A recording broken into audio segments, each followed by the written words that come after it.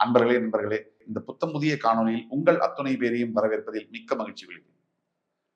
அதாவது இன்னைக்கு நம்ம பேச போறது முக்கியமான ஒரு தலைப்பு. இந்த ஆங்கில புத்தாண்டு பிறந்து இப்போ அடுத்தது என்ன நடக்க போகுது அப்படிங்கிற கேள்வி எல்லாரோட மனசுலயும் இருக்கு. நமக்கு பல திட்டங்கள் இருக்கு வாழ்க்கையில, எல்லாருக்குமே. குழந்தைங்களை படிக்க வைக்கணும், ஒரு நல்ல வீடு வாங்கணும், அவங்களுடைய எதிர்காலத்தை பற்றின கனவுகள், அதே மாதிரி திருமணம் ஆகாமல் இருக்கக்கூடியவர்களுக்கு நல்ல ஒரு மணமகன் அமையணும், பெற்றவங்களுடைய கவலை. இப்படி பல கவலைகளோடு தான் எல்லாருமே ஓடிட்டு இருக்கோம். பல பேருக்கு பல கேள்விகள் மனசுல. நம்ம நினைச்சது நடக்குமா? எப்ப நடக்கும்? இல்ல நம்ம கஷ்டத்தோடயே வாழ்ந்துருவோமா? இந்த கேள்விகளுக்கான பதில்கள் கிரகங்களுடைய நகர்வுகளை பொறுத்து தான் அமையும். அந்த வகையில மகா சனிப்பெயர்ச்சி மார்ச் 6ஆம் தேதி வரவிருக்கின்ற வாக்கிய பஞ்சாங்கப்படி கும்பத்திலிருந்து மீனத்திற்கு பெயரவிருக்கின்ற சனி பகவான். சனி இப்போ இந்த சனிப்பெயர்ச்சியினுடைய பலன்கள் பிரத்யேகமாக சிறப்பு பலன்கள் 12 ராசிகளுக்கும் இன்று முதல் தொடக்கம். மேஷம் முதல் மீனம் வரை சனி பகவானுடைய ஆட்டம் ஆரம்பம். ரிஷபராசி சரியா மார்ச் 6 அன்னைக்கு கும்பராசியிலிருந்து மீனராசிக்கு வாக்கிய பஞ்சாங்கப்படி பெயரவிருக்கின்ற சனி பகவான். அவர் ரிஷபராசிக்கு இந்த கிரக நிகழ்வு என்னெல்லாம் செய்யும்? முதல்ல 3 பாசிட்டிவ் என்ன, எந்தெந்த விஷயத்துல கவனமாக இருக்கணும், அது ஒரு 3 பாயிண்ட். அடுத்தது என்ன எதிர்பார்க்கலாம், பரிகாரங்கள் என்ன, இப்படிதான் இந்த வீடியோ நகர்த்தப்படும். 3 பாசிட்டிவ் என்ன? எடுத்த உடனே பாசிட்டிவ் தான் ரிஷபத்துக்கு. 10ஆம் இடத்துல இருந்து வந்த சனி பகவான் லாபஸ்தானத்திற்கு வருகிறார். ராசியின் 11ஆம் வீட்டில் சனி வந்தால் பூர்வீக சொத்து கிடைக்கும், லாபங்கள் அதிகரிக்கும், பொருளாதாரம் மிகப்பெரிய அளவில் முன்னேற்றத்தை காணும். பணம் வந்தாச்சுன்னா என்ன, நம்ம பேங்க் அக்கௌண்ட்ல காசு இருந்ததுன்னா அதோட அர்த்தம் என்ன? எதை வேணா செய்யலாம் இல்லையா? காசு இருக்கிறவங்க கிட்ட ஒரு தைரியம் இருக்கும். பேங்க் அக்கௌண்ட்ல பணம் இல்லைன்னு வச்சுங்க, நம்மளே மனசு ஒரு மாதிரி அழுத்தும், பயமா இருக்கும். நாளைக்கு காலையில் எழுந்துக்கும் போது ஒரு பயம் வரும். பேங்க் அக்கௌண்ட்ல ஒரு 1 கோடி ரூபா இருக்கு, எப்படி இருக்கும்? தெம்பா எழுந்துக்கலாம், தைரியமா எதை வேணா பார்க்கலாம். அப்படி அந்த பணத்தை சேர்த்து கரெக்டா வச்சுட்டா மனசுல வந்து ஒரு தைரியம் இருக்கு. அப்போ லாபஸ்தானத்துல இருக்கக்கூடிய சனி என்ன பண்ணுவார்னா நிறைய பணத்தை கொடுப்பாரு. இதுல ரொம்ப முக்கியமான ஒரு விஷயம், பொறுமையா கவனிங்க. நிறைய பணத்தை கொடுத்துட்டு இடது கை பக்கம் வலது கை பக்கம் நீங்க கரெக்டா இருக்கீங்களான்னு பார்ப்பாரு. அப்படி கரெக்டா இல்லையா, ஏதாவது பிரச்சனை பண்றீங்களா, பணம் வந்துருச்சுன்னு திமிரா இருக்கீங்களா, அகம்பாவம் வருதா, வந்ததுன்னா அடுத்து 7.5 சனி வரும் இன்னும் 2.5 வருஷத்துல. அப்ப நம்மளை பஞ்சர் பண்ணிடுவார்.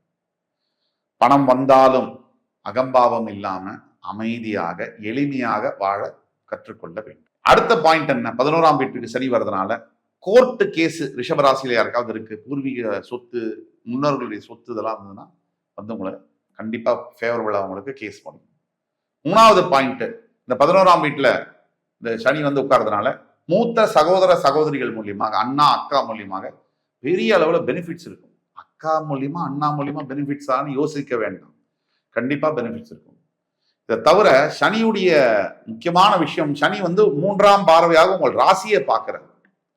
அதனால ராசியில எதுல கவனமாக இருக்கணும்னா, சனியுடைய பார்வை ராசியின் மேல விழுகிறதுனால கொஞ்சம் மெத்தனம் இருக்கும். இன்னைக்கு செய்ய வேண்டிய வேலையை கொஞ்சம் நாளைக்கு பண்ணிக்கலாம், அதெல்லாம் கொஞ்சம் நீ உடம்பு ஏதோ மாதிரி இருக்குல்ல, கொஞ்சம் அசதியா ரெஸ்ட் எடுத்துட்டு 2 நாள் லீவ் போட்டு அப்புறம் போகலாம். ஆபீஸ்ல இருக்கவங்களுக்கும் நம்மளோட பெருமை தெரியட்டும் அப்படின்னு நினைக்க வைக்கும். இதெல்லாம் வெறும் மாயையே, நம்ப வேண்டாம். உங்களோட கடமையை கண்ணில் கருப்பு ரிப்பனை கட்டிட்டு குதிரை ஓடுற மாதிரி பண்ணுங்க. சனியுடைய 7ஆம் பார்வை என்பது உங்களுடைய ராசியினுடைய 5ஆம் வீட்டில் விழுவதனால் குழந்தைகளுடைய ஆரோக்கியத்தில் கவனமாக இருக்க வேண்டும். குழந்தைங்க வந்து முதல்ல இப்ப எந்த குழந்தையும் அப்பா அம்மா பாத்துக்கல, குழந்தைங்க தான் அப்பா அம்மாவை பாத்துக்கிறாங்க. அதுதான் இன்னைக்கு நடக்கிற யதார்த்தம். ஒரு குழந்தைகளுக்கு இருக்கக்கூடிய ஞானம், அதுங்களுக்கு இருக்கக்கூடிய பக்குவம் பல தந்தை தாய்களுக்கே இல்லை. ஏன்னா குழந்தை சொல்லுது, ஏமா இப்படி அடிச்சுக்கிறீங்க, உங்களெல்லாம் எவன் கல்யாணம் பண்ண சொன்னா, குழந்தை வைக்க சொன்னான்னு குழந்தை சொல்லுது. இதை நம்ம கண்கூட பார்க்கிறோம். அதனால குழந்தை பேச்சை கேட்டு நீங்க கொஞ்சம் குழந்தையுடைய ஆரோக்கியத்தை கவனமா பார்த்துக்கோங்க, உங்களுடைய ஆரோக்கியத்தையும் பார்த்துக்கங்க. அதே மாதிரி சனி பகவானுடைய 10ஆம் பார்வை என்பது ரிஷபத்தினுடைய 8ஆம் வீடு என்று சொல்லக்கூடிய உங்களுடைய தனுசு ராசி, அதாவது ரிஷபத்தின் 8ஆம் வீடு அங்க வந்து விழுது. 8ஆம் வீட்டின் மேல் உங்களுடைய 9, 10ஆம் அதிபதியுடைய பார்வை விழுவதனால சில நேரங்களில் இந்த வம்பு வழக்கு, வீணான வாக்குவாதம், அடுத்தவர்கள் விஷயத்துல தலையிடுவதை கவனமாக நிறுத்த வேண்டும். அப்புறம் வெளிநாடு போகணும் ரிஷபராசியில் இருக்கக்கூடியவர்கள் அப்படின்னா இதுதான் டைம். ஃபாரின்ல வந்து job, marriage, settlement, migration perfect time. அதே மாதிரி 8ஆம் இடம் ஒரு அபூர்வமான இடம். அதுல என்ன இருக்குன்னு கண்டுபிடிக்கிறதுக்கே கீழே இறங்கி ஆழமா பார்க்கணும். அந்த 8ஆம் இடத்து மேல சனியுடைய பார்வை விழுவதுனால இந்த தேவையில்லாத லீகல் பிரச்சனைகள் வரக்கூடிய வாய்ப்புகள் இருக்கு. ஸோ லீகல் ப்ராப்ளம், போலீஸ் பிரச்சனைகள்லாம் இருந்ததுன்னா ப்ரோஆக்டிவா முன்னாடியே வந்து அதுக்கு என்ன செய்யணும்ன்றத நிதானமா யோசிச்சு ஃபிக்ஸ் பண்ணிடுங்க. இதெல்லாம் கவனமாக இருக்க வேண்டிய இடம். பாசிட்டிவா எடுத்தோம்னா சனி பயிற்சியா இருக்கட்டும், அடுத்து வரக்கூடிய குரு பயிற்சி எல்லாமே உங்களுக்கு தான். ரிஷபராசிக்கு ஓஹோன்னு இருக்குன்னு சொன்னா சும்மால ஏத்தி சொல்லல, இருக்கிற உண்மையை சொல்றோம். ஆனா தனிப்பட்ட ஜாதகத்துல பிரச்சனை இருக்குன்னு சொல்லிட்டு இங்க வந்து கமெண்ட்ஸ்ல வந்து எங்களுக்கு சரியாவே இல்லைன்னு சொன்னீங்கன்னா இது வந்து என்ன சொல்றதுன்னு தெரியாது. தனிப்பட்ட ஒவ்வொரு பிறப்பு ஜாதகமும் யூனிக்கான ஜாதகம். நாம் சொல்லக்கூடிய பொது பலன்கள் 75% ஒர்க் பண்ணும், சந்தேகமே இல்லை.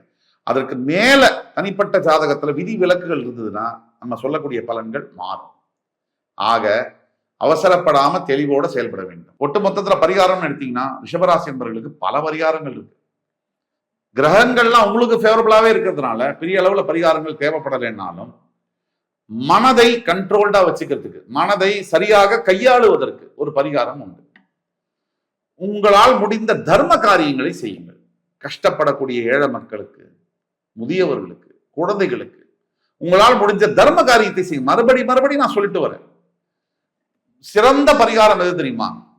அப்பா அம்மாவை மரியாதையா பேசுறது, அப்பா அம்மாவை ஒழுங்கா பாத்துக்கிறது, கட்டின புருஷனுக்கு கட்டின பொண்டாட்டிக்கு உண்மையா இருக்கிறது, அவங்கள உண்மையா நேசிக்கிறது. அதே மாதிரி குழந்தைகளுக்கு சரியான தகப்பனா, சரியான அம்மாவா இருக்கிறது, தாயா இருக்கிறது. இதுதான் உண்மையான முதல் பரிகாரம். அதுக்கு அடுத்த பரிகாரம் சமுதாயத்துக்கு உங்களால முடிஞ்ச சேவைகள், முடிஞ்சது அளவோட முடிஞ்சது, அதுல 1 இல்ல 2 செய்கிறது. இதுதான் அருமையான பரிகாரம். இது அடுத்தபடியாக ஆண்டவன் உங்கள்கிட்ட கேட்கக்கூடிய பரிகாரம் தியானம். தன்னை தான் உணர்வதற்காக இருக்கக்கூடிய பயிற்சி தியானம். அந்த தியான பயிற்சியில நீங்க ஈடுபட்டீங்கன்னு சொன்னா உங்களை ஜெயிக்க யாருமே முடியாது. இது சொல்லும் போது உங்களுக்கு புரியாது. பயிற்சி பண்ணி 96 நாள் தொடர்ந்து தியான பயிற்சியில் ஈடுபடுறவங்களுக்கு நான் சொல்றது என்னன்னு புரியும்.